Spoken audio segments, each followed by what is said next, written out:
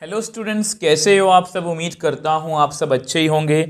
अब जैसा कि आपको बताया, लास्ट वीडियो में हमने 11.1 की एग्जांपल्स को सॉल्व किया था और आज की वीडियो में हम 11.1 के क्वेश्चंस को जो है वो डिस्कस करने वाले हैं। और लास्ट वीडियो में हमें कोई भी दिक्कत या परेशानी नहीं हुई और उम्मीद करता हूँ आज की वीडियो में भी आपको कोई भी दिक्कत या परेशानी नहीं होगी, क्योंकि हमारे जो बेसिक्स हैं वो हमने बहुत अच्छे से किए हैं। हमारा बेसिक बहुत स्ट्रांग है और अगर हमारा बेसिक स्ट्रांग रहता है तो क्वेश्चंस की इतनी हिम्मत नहीं है कि वो हमारे सामने खड़ा हो जाए और हम उसको सॉल्व ना कर पाएँ। देखो, अगर मैं थोड़ा सा ब्रीफिंग करना चाहूँ तो हमने ये सीखा, लाइन दोनों तरफ होती है तो वेक्टर्स ऊपर बना के मैंने आपको डायरेक्शन को साइंस बताया कि दो तरह से डायरेक्शन को साइंस इसके होते हैं।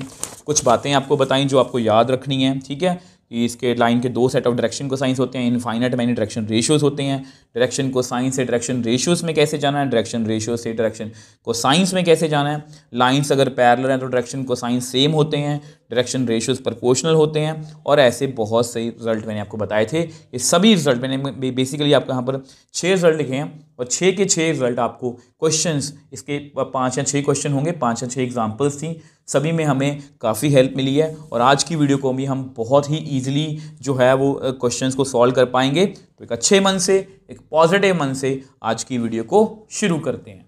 अब देखो, ये हमारा फर्स्ट क्वेश्चन है और अगर इस क्वेश्चन को आप ध्यान से देखो तो ये बिल्कुल एग्जाम्पल फर्स्ट के जैसा है। मतलब अगर आप एग्जाम्पल्स को अच्छे से करके आए हो तो ये क्वेश्चन आपके लिए कुछ भी मुश्किल नहीं है। If a line makes angle 90 degree, 135 degree and 45 degree with x, y and z axis respectively, then find direction cosines। तो ये क्वेश्चन कुछ भी मुश्किल नहीं है। एक लाइन है जो ये एंगल बना रही है, तो मैं लिख के दिखा देता हूँ आपको।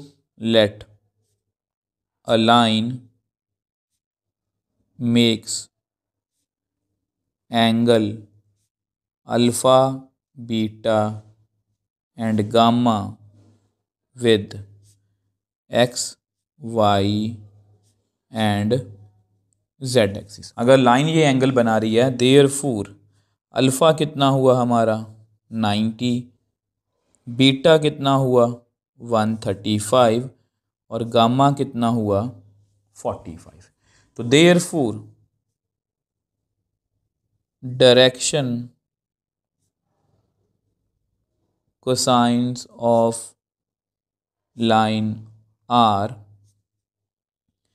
L is equal to cos alpha, मतलब कॉस 90 और कॉस 90 कितना होता है 0।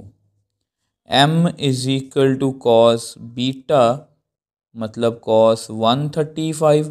इसको आप ढंग से लिखना चाहते हो, वैसे तो कुछ बच्चों को इसकी वैल्यू पता रहती है, अगर आपको नहीं पता तो मैं आपके लिए लिख देता हूँ 180 माइनस 45। और 180 पे क्या होता है, नो चेंज, तो यहाँ पर हमारे पास कॉस का कॉस ही रहेगा। सेकंड क्वाड्रेंट में कॉस क्या होता है, नेगेटिव, और कॉस 45 कितना रहता है 1/√2, मतलब -1/√2। तो ये आपके m की वैल्यू है, ठीक है। अब n कितना है, कॉस गामा, मतलब कॉस 45, मतलब 1/√2। तो हमारे डायरेक्शन को साइंस कितने आ गए फिर, देयरफॉर डायरेक्शन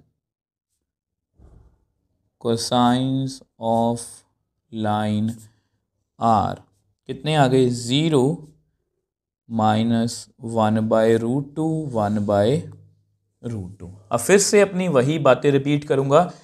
लाइन के दो सेट ऑफ डायरेक्शन को साइंस होते हैं, बट उसके लिए हमें दो एंगल्स भी चाहिए होते हैं। मतलब अगर ये 90 है तो इसका दूसरा कितना होगा, पाई माइनस, आपको पता है ना, ये देखो एक अल्फा है तो दूसरा पाई माइनस अल्फा, तो pi minus 90, pi minus 180 minus 35 मतलब 45, 180 माइनस 45 मतलब 135।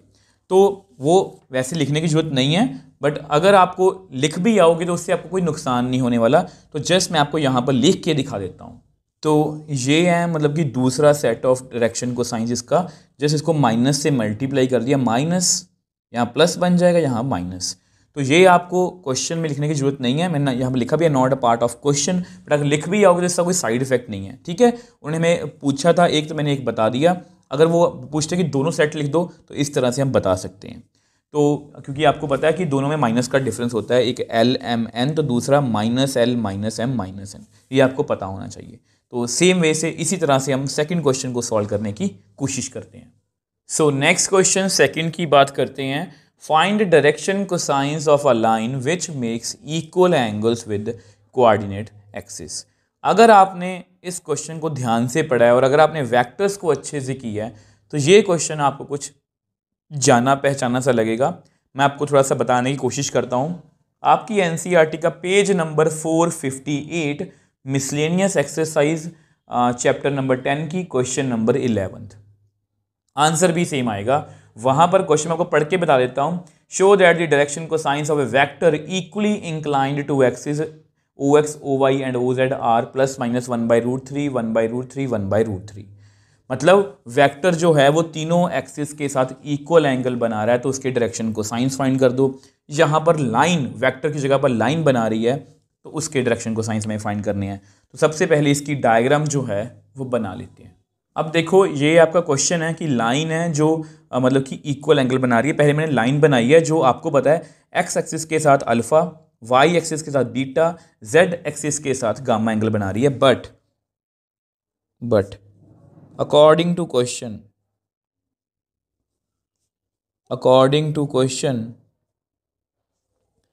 Alpha is equal to beta is equal to gamma. ठीक है, वो कह रहे हैं कि इक्वल एंगल्स बना रही है, तो ये तीनों एंगल्स इक्वल है। मतलब इसको मैं थीटा के मान लेता हूँ इक्वल सी। मतलब मैंने मान लिया कि ये तीनों एंगल किसके इक्वल है, थीटा के। ठीक है, ठीक है। अब आपको पता है वी नो डायरेक्शन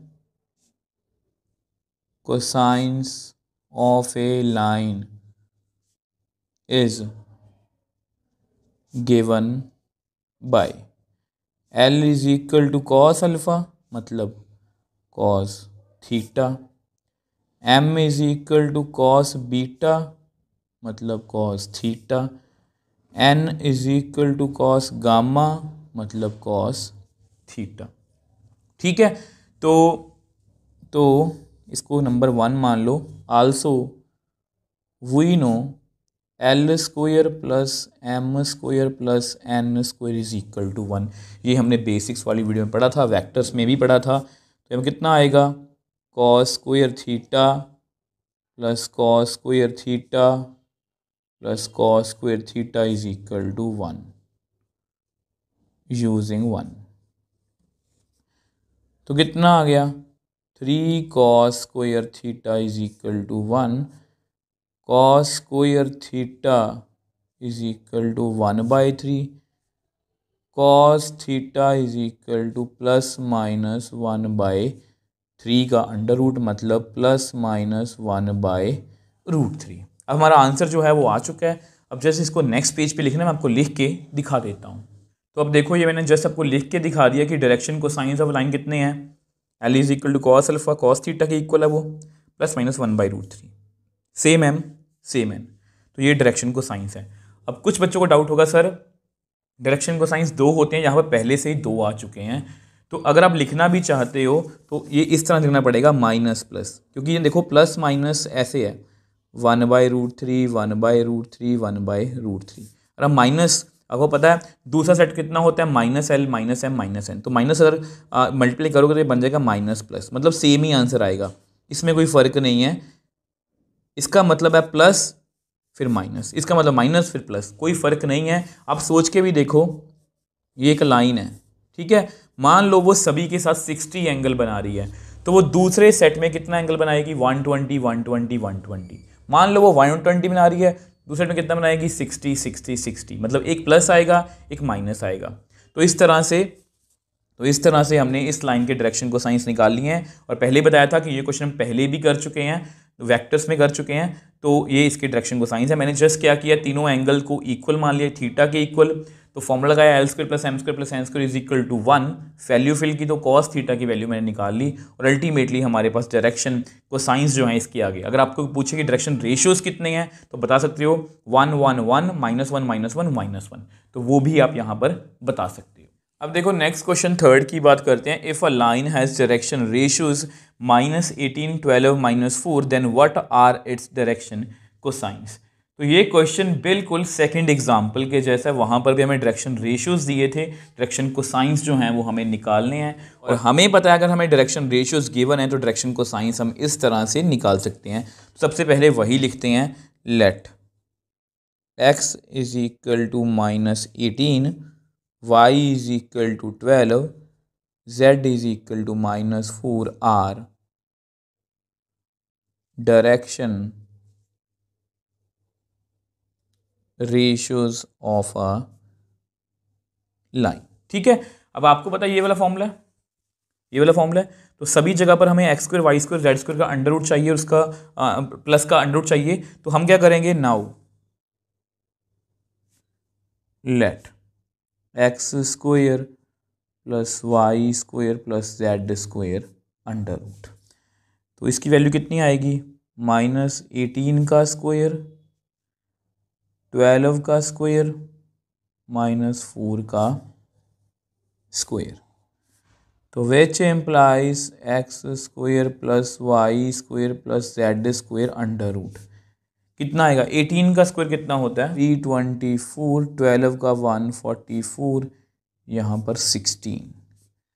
इनको ऐड करोगे 10, 14, 1 कैरी ओवर, 2 और 4 6, 7, 8, 3 और 1 4, 484 विच एम्प्लाइज।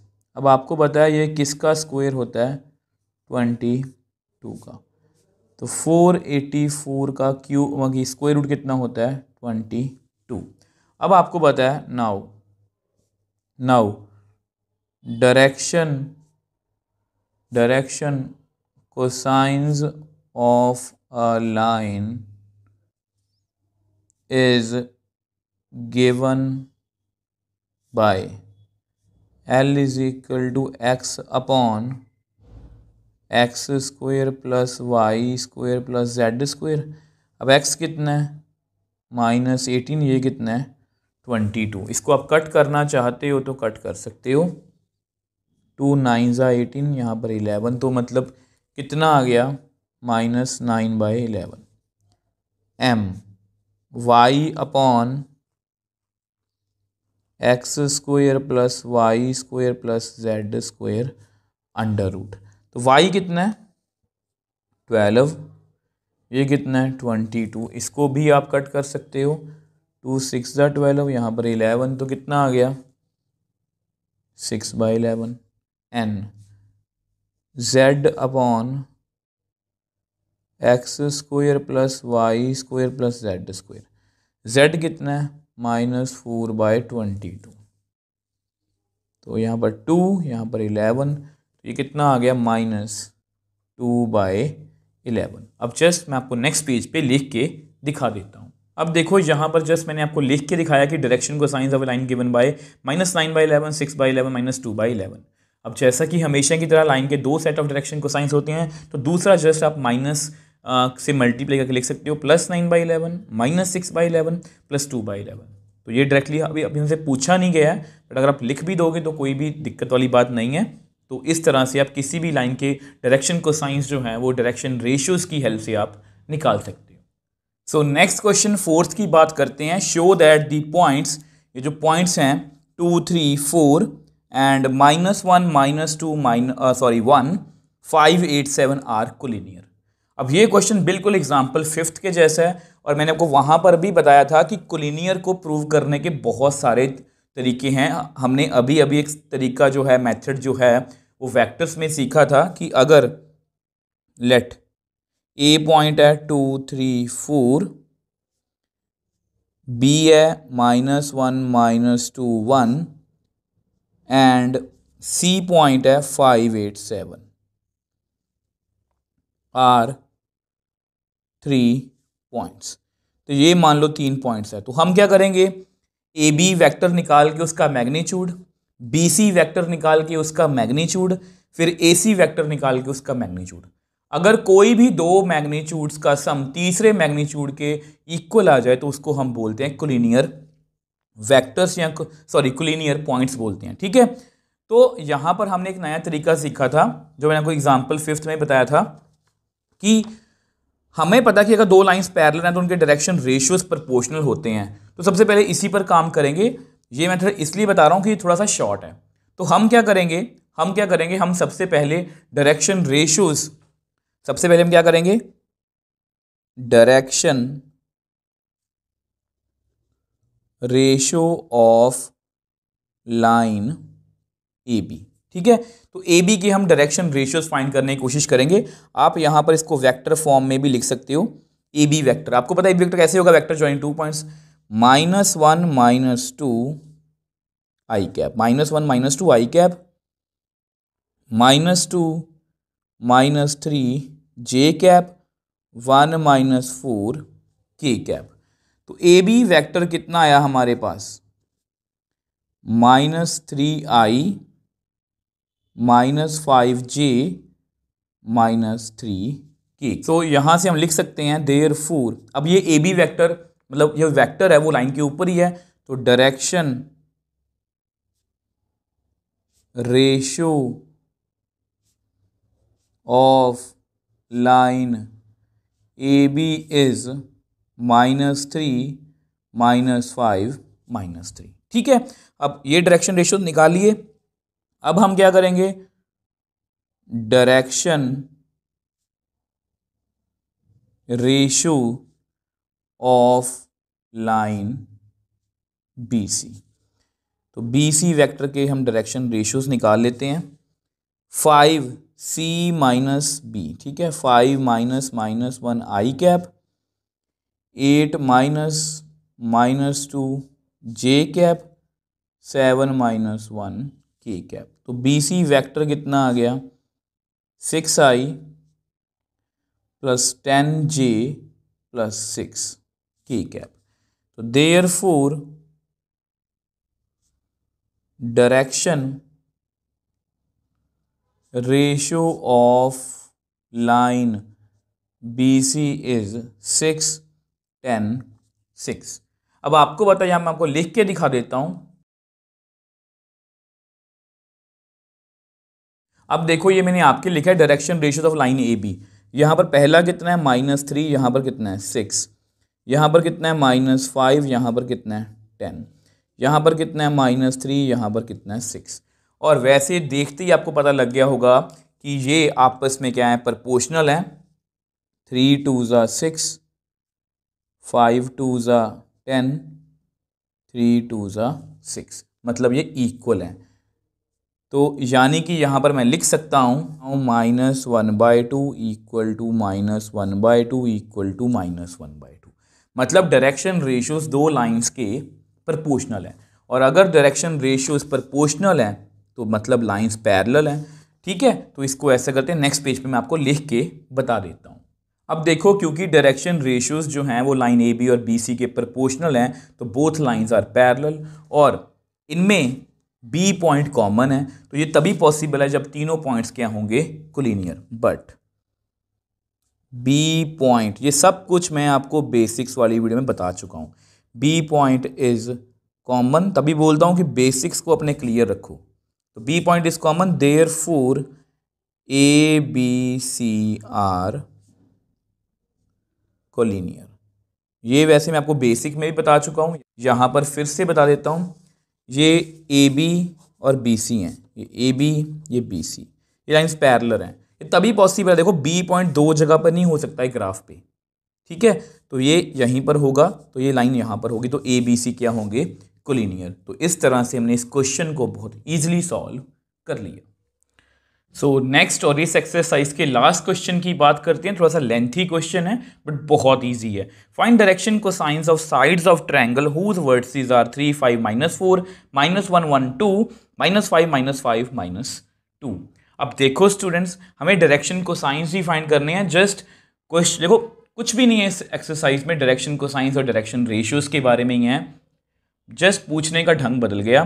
तो सबसे पहले मैं आपको ट्रायंगल जो है वो बना के दिखा देता हूँ। अब देखो, ये आपकी ट्रायंगल है ए बी सी, मैंने कुछ पॉइंट्स लिख लिए हैं। ठीक है, तो हमें ईच साइड ऑफ ट्रायंगल इसका डायरेक्शन कोसाइन भी निकालना है, इसका भी और इसका भी। मतलब ये तीनों है तो लाइंस ही है ना, ए बी एक लाइन है, बी सी एक लाइन है, ए सी एक लाइन है। तो कोई भी मतलब बेसिकली हमें एक काम करना है और उसको रिपीट ही करना है। तो ए बी का अगर हम निकाल लेंगे तो बी सी और ए सी मतलब आपको कोई परेशानी नहीं होने वाली। तो सबसे पहले ऐसा कर देखो हम कैसे काम करेंगे। वैसे तो पता है ये लाइन है जो 2 पॉइंट्स गिवन है, तो हम ये वाला डायरेक्टली फॉर्मूला लगा सकते हैं, डायरेक्शन रेशियोज और डायरेक्शन कोसाइंस, ये वाला x2 - x1 upon A B vector का मैग्नीट्यूड, ऐसा कुछ हम कर सकते हैं। ठीक है, तो यहाँ पर एक और मेथड भी है, मैं आपको दोनों मेथड बताने की कोशिश करूंगा। ए बी को हम नॉर्मली जो 2 पॉइंट्स वाला मेथड है उसी से करेंगे, और बी सी को मैं एक अलग मेथड से आपको बता दूंगा, वैसे जस्ट आपकी नॉलेज के लिए, आपको जो अच्छा लगेगा आप उसी मेथड से कर सकते हो। तो यहाँ मैं लिखने लगा हूँ लाइन ए बी। ठीक है, लाइन ए बी। अब देखो लाइन जो ए बी है, तो यहां पर सबसे पहले हमें यह डिसाइड करना पड़ेगा कि हमें ए बी वैक्टर चाहिए या बी ए वैक्टर चाहिए। तो ए बी मैंने सिलेक्ट कर लिया, मतलब इसको मैं डायरेक्शन को ऐसे मान रहा हूं ए बी। ठीक है, यहां मैं लिख देता हूं, तो मैं इस तरह से जा रहा हूं। अब वही बात है, लाइन की दोनों और डायरेक्शन होती हैं, आपको पता है हम कोई भी एक साइड निकाल लेंगे और उसको बाद में माइनस से मल्टीप्लाई कर देंगे तो वो हमारे दूसरा सेट ऑफ डायरेक्शन को साइंस आ जाएगा। मुझे नहीं पता कि मेरा आंसर एनसीईआरटी से किससे मैच होगा, वो कोई बात नहीं है मैच करना, क्योंकि कोई भी डायरेक्शन जो भी दोनों डायरेक्शन को साइंस आएंगे वो दोनों एक्यूरेट हैं। तो ए बी, तो सबसे पहले हमें क्या करना है, आपको पता है डायरेक्शन, सबसे पहले ऐसा करते हैं ए बी जो है वो वैक्टर लिख लेते हैं, है ना।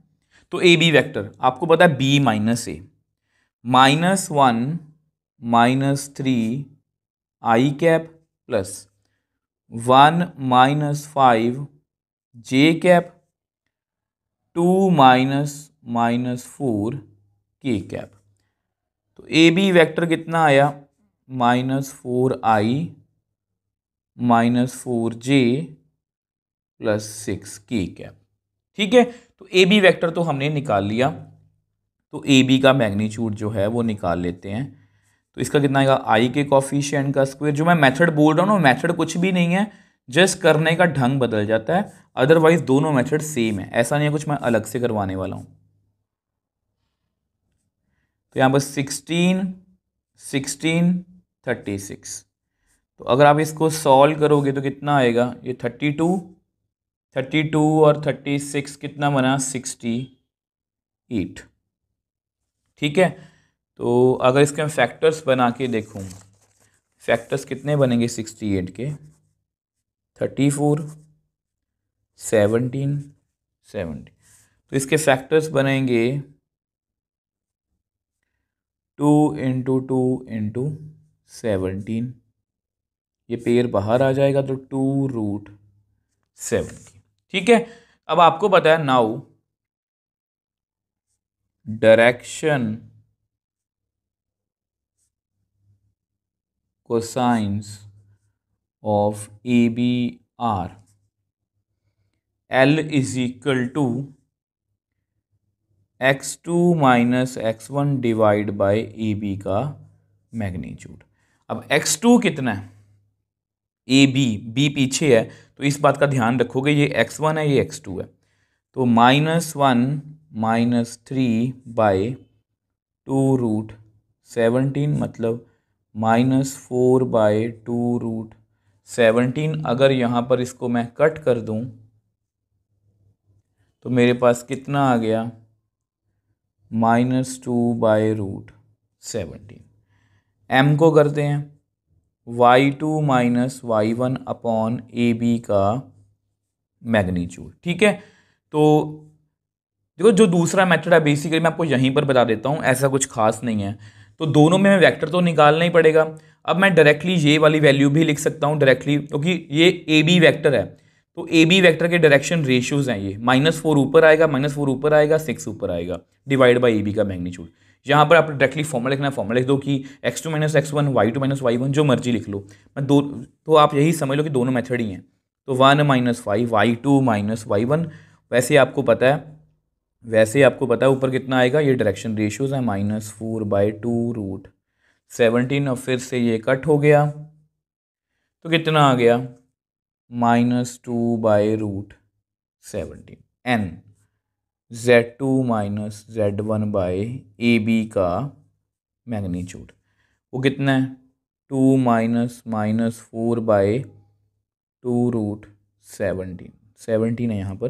तो आपको पता है यहाँ पर कितना आएगा, 6 बाय 2 रूट 17, और अगर इसको मैं कट करूँ तो मेरे पास आएगा 3, तो ये कितना आ गया, 3 बाय रूट 17। तो हमने इस ए बी लाइन के डायरेक्शन कोसाइंस जो हैं वो निकाल लिए। इस बात का आप ध्यान रखोगे, ये मैंने लाइन ए बी के निकाले हैं, अगर आप इसकी डायरेक्शन उल्टी मानोगे, अगर बी ए वेक्टर निकालोगे तो यहाँ पर माइनस माइनस माइनस का डिफरेंस आ जाएगा। मैं आपको जस्ट नेक्स्ट पेज पे लिख के दिखा देता हूँ। तो ये जस्ट मैंने आपके लिख के दिखाया कि डायरेक्शन कोसाइंस कितने हैं लाइन ए बी के, -2 by 17 root 17, -2 by root 17, 3 by root 17। और अगर बाय चांस किसी बच्चे ने बी ए वेक्टर ले लिया, उल्टा वेक्टर ले लिया, तो उसके लिए हमें आपको पता है माइनस का जस्ट डिफरेंस आएगा, तो ये प्लस बन जाएगा, ये भी प्लस बन जाएगा और ये माइनस। अब नेक्स्ट बी सी की हम बात कर लेते हैं। अब देखो लाइन बी सी की बात करते हैं, तो मैंने बी सी लिया है, तो मैं यहाँ पर बी सी वैक्टर निकाल रहा हूँ। आप सी बी वैक्टर भी निकाल सकते हो, आपको पता है माइनस का जस्ट डिफरेंस आएगा, दोनों एक्सेप्टेबल है। तो बी सी वैक्टर में सी माइनस बी, -5 माइनस माइनस 1 आई कैप, -5 माइनस 1 जे कैप, -2 के कैप। तो यहाँ पर हमारे बी सी के डायरेक्शन रेशियोज कितने आ गए, ये प्लस बन गया, तो -4i -6j -4 के कैप। ठीक है, अब हमें क्या करना है, इसका मैग्नीट्यूड निकालना है। ठीक है, तो बी सी का मैग्नीट्यूड फिर से वही है, आई के कॉफिशिएंट का स्क्वायर, जे के कॉफिशिएंट का स्क्वायर, के कॉफिशिएंट का स्क्वायर, अंडर रूट। कितना आएगा, 16 36 16, और ये फिर से कितना बनेगा, 68। इसको आप लिख सकते हो 2 इंटू 2 इंटू 17, ये पेयर बाहर आएगा तो 2 रूट 17। ठीक है, नाउ फिर से direction cosines of line P C are, L is equal to x2 minus x1 by B C vector का मैग्नीट्यूड। अब आपको ये सब कुछ दोबारा से, ये क्या है, x2 माइनस x1 ही है ना, तो ये फिर से दोबारा से लिख लो, -1 -5 माइनस माइनस 1 बाय 2 रूट 17। आप डायरेक्टली ये भी लिख सकते हो -4, यहाँ पर -4 ही आएगा। ठीक है, आपको जिस तरह से कंफर्ट लगे आप वैसे कर सकते हो, मैं जस्ट वैसे ही आपको साथ साथ में दोनों मेथड्स बताता जा रहा हूँ। तो कितना आएगा, -2 बाय रूट 17। तो m is equal to y2 minus y1 by B C vector का मैग्नीट्यूड। अब फिर से वही -5 -1 कितना आएगा, -6। आप चेक कर लेना, यही आएगा, सॉरी यहाँ पर कितना आएगा,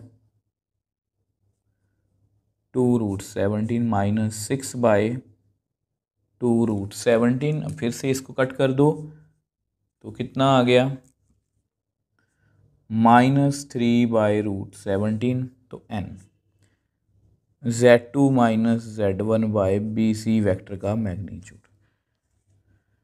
-2 अब चेक भी कर लो, Z2 माइनस Z1। ठीक है, तो कितना आ गया, -4, तो ये कट हो गया, तो कितना आ गया, -2 बाय रूट 17। अब जस्ट मैं आपको लिख के दिखा देता हूँ। अब देखो ये फिर से मैंने आपको लिख के दिखाया कि बी सी के डायरेक्शन को साइंस कितने हैं, -2 by root 17, -3 by root 17, -2 by root 17। और अगर आप by chance C B vector ले लेते हो स्टार्टिंग में, तो वहाँ पर माइनस का डिफरेंस आएगा, ये प्लस बन जाएगा, ये भी प्लस, ये भी प्लस। ठीक है, अब लास्ट रह गया, उसको भी हम कैलकुलेट कर लेते हैं।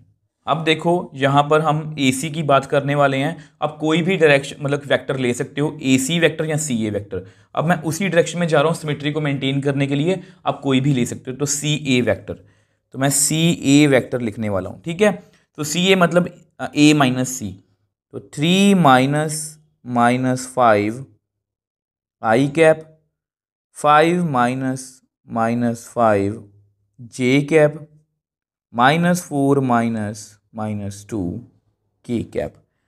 तो सी ए वैक्टर कितना आ गया, ये 8i + 10j कितना बन गया, ये +2 -2 के कैप।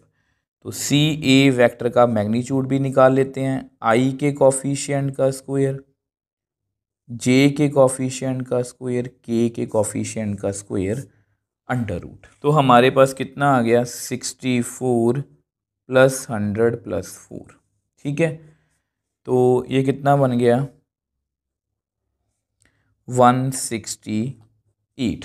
अगर इसको मैं फैक्टर्स बनाने चाहूँ तो 2 8 16, 2 4 42, 21, 3 7 7 1।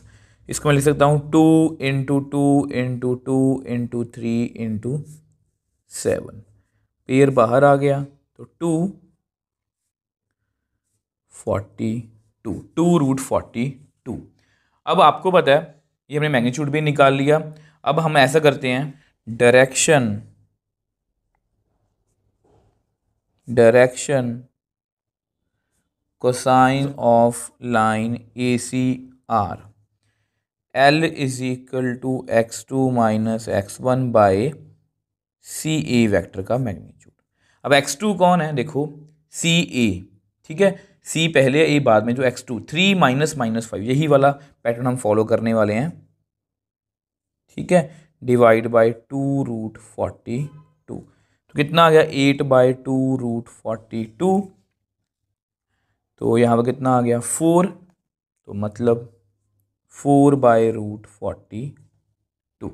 अब सेम वे से m, y2 - y1 / CA vector का मैग्नीट्यूड। y2 कितना है, 5 - 5, आपको पता 10 ही आएगा क्योंकि यहाँ पर भी 10 है। ठीक है, तो 2√42, 10/2√42। तो यहाँ पर ये कट हो गया, तो कितना आ गया, 5/√42 n, z2 - z1 / CA vector का मैग्नीट्यूड, z2 -4 - -2/2√42, जो कितना आएगा, -2 ही आएगा, आप चेक कर लेना। तो अगर ये भी कट हो जाएगा तो मेरे पास कितना बच गया, -1/√42। तो यहाँ मैं लिख के दिखा देता हूँ आपको। तो अब देखो, जस्ट मैंने आपके लिख के दिखाया कि डायरेक्शन को साइंस ऑफ लाइन ACR इतने हैं। ठीक है, और अगर हम बाय चांस AC वेक्टर ले लें, जैसे यहाँ पर CA वेक्टर है, तो जस्ट यहाँ पर माइनस आएगा, यहाँ माइनस, यहाँ पर प्लस। तो इस तरह से हमने इस क्वेश्चन को बहुत ईजिली सॉल्व कर लिया। मैंने आपको दोनों सेट्स बताए हैं। फिर कुछ बच्चे क्या करते हैं, AB BC और AC ले लेते हैं। ठीक है, AC वेक्टर, क्योंकि CA में हम कम कंफर्टेबल होते हैं। बट ये दोनों आंसर सही हैं, कोई भी गलत नहीं है। अब देख लो कितना ईजिली हमने इस एक्सरसाइज के क्वेश्चंस और एग्जाम्पल्स को सॉल्व किया। अब खुद देख लो, हमें कुछ भी मुश्किल नहीं लगा। जो चैप्टर आपको मुश्किल लग रहा था, अब आपको मेरे हिसाब से आसान लग रहा होगा। अब इसी तरीके से हम नेक्स्ट वीडियो में 11.2 का मैं आपको बेसिक करवाऊंगा, और इस तरह से करवाऊंगा, इतना ऑर्गेनाइज्ड वे में करवाऊंगा कि आपको खुद लगेगा कि ये सर चैप्टर बहुत ईजी है। ये बिल्कुल मैट्रिक्स चैप्टर के कंपेयर में है, मतलब जिस तरह से मैट्रिक्स चैप्टर ईजी है, उसी तरह से 3D भी आपके लिए बहुत ईजी रहने वाला है।